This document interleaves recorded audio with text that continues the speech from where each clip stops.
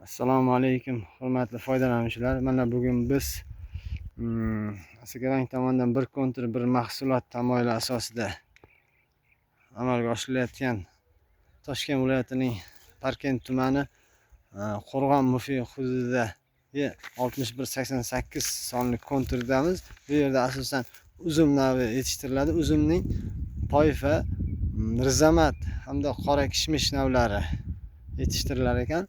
Bu yerda umumiy maydoni 11.4 gektar bo'lib,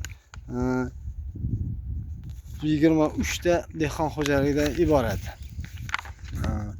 Bu yerdagi umumiy Parkent tumanida barcha uzumlarni yetishtirish uchun kerakli bo'lgan kimyoviy dori vositalari va yana boshqa kerakli mahsulotlar Oltiariq Agrostar MCH tomonidan yetishtirib berilishi ko'zda tutilgan.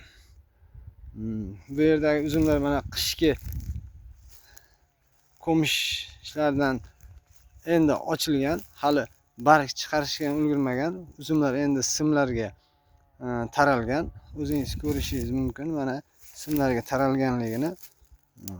Hali gullash tugul barg chiqarishga ham ulgurmagan. Sababi bu tog' yambag'ri hisoblangani sababli havo salqinligidan kelib chiqib shunday ahvolda hozirgi kunda, shunday holatda. Bu yerda bu loyihamizning umumiy qiymati 1 milliard 200 hisoblanib, shundan 1 milliard u hisobidan bo'lsa 200 million bank mablag'lari hisobidan amalga oshiriladi. Bu Asakabank tomonidan bu yerda dehqon xo'jaliklari bilan doimiy ravishda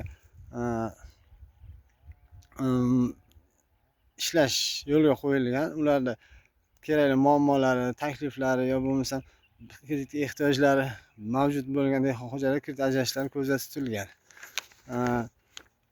Bu yerda yillik yetishtiriladigan mahsulot 220-230 tonnani hosil tashkil qilgan bo'lib, shundan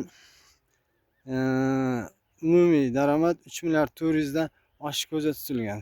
3 milliard 400 bo'ladigan bo'lsa, har bir yer egasi uchun o'rtacha 140-150 milliondan daromad olish ko'zda tutilgan. Bu yerda asosan lalma yerlar hisoblanib, suv ichmasdan shunday yetishtiriladigan ko'chatlar ekilgan. Ko'rsangiz bu yerdagi manzaralar juda chiroyli bo'lib, mana konturning keyingi pastlaridan narigi tomonlardan to'liq uzumlar mana shu konturga, barchasi konturga qaraydi. Dehqon xo'jaliklari tomonidan mana shu mahsulotlar yetishtirilib kelinmoqda. Asakabank tomonidan doimiy ravishda qo'llab-quvvatlanib kelinadi.